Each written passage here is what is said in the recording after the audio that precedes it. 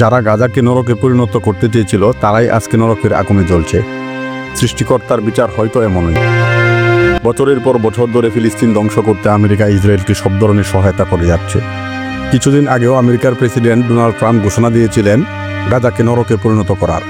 কিন্তু ভাগ্যের কি নির্মম পরিহাস, প্রকৃতি হয়তো সেটা মেনে নিতে পারেনি। ইতিহাসের ভয়াবহ দাবানলে পড়ছে যুক্তরাষ্ট্রের দ্বিতীয় বৃহত্তম শহর লস অ্যাঞ্জেলস। যুক্তরাষ্ট্রের লস অ্যাঞ্জেলসে ছড়ানো দাবানল নিয়ন্ত্রণে আনা যায়নি 3 দিনেও। উল্টো ঝড়ের বেগে বাতাসে তা ছড়িয়ে পড়ছে বিস্তীর্ণ এলাকায়। পুড়ছে শত শত ঘরবাড়ি, প্রাণ গেছে অনেকের।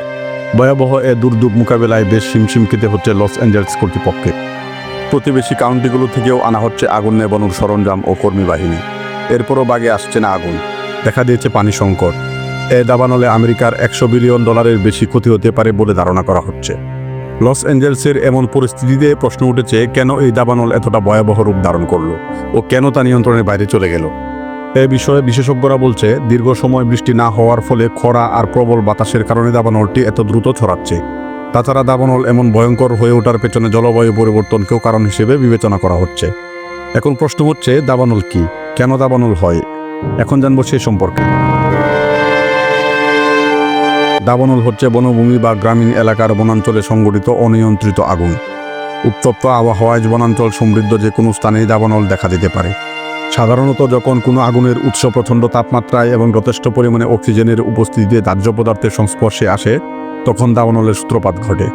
গাছপালা থেকে ক্রমাগত পানি বাষ্পীভূত হয়ে সৃষ্টি হয় পানির এই ঘাটতি পূরণ করা হয় মাটি বা বাতাসে বিদ্যমান জলীয় বাষ্প বা বৃষ্টির পানি শোষণ করে। কিন্তু অনেক দিন ধরে উত্তপ্ত ও শুষ্ক আবহাওয়া চলতে থাকলে গাছপালা পানির এই সমতা রক্ষা করতে না পেরে শুষ্ক ও দাহ্য হয়ে ওঠে। যেসব অঞ্চলের আবহাওয়া এতটাই আর্দ্র যে গাছপালা দ্রুত বৃদ্ধি পায়, আবার দীর্ঘ সময়ের জন্য শুষ্ক ও উষ্ণ আবহাওয়া বিরাজ করে, সেসব অঞ্চলে দাবানল ছড়িয়ে পড়তে দেখা যায়। এছাড়া প্রাকৃতিকভাবে দাবানল সৃষ্টির অন্যতম কারণ বজ্রপাত। বজ্রপাতের ফলে বিভিন্ন স্থানে শুরুতে ছোট ছোট দাবানলের সৃষ্টি হয়। বায়ুর ইন্ধনে তা দ্রুত ভয়াবহ আকার ধারণ করে। পাহাড়ি অঞ্চলে দাবানলের ইন্ধন কিছুটা বেশি। যতক্ষণ খুশি আপন মনে জ্বলতে থাকে আগুন। জ্বলতে জ্বলতে যখন খাদ্যের প্রচণ্ড অভাব হয়, কেবল তখনই মরে যায়, অনেকটা দুর্ভিক্ষে মরার মতোই। এর মধ্যে মাটি পুড়ে টেরাকোটা হয়ে যায়, হারিয়ে ফেলে দরকারি জলশোষণ ক্ষমতা।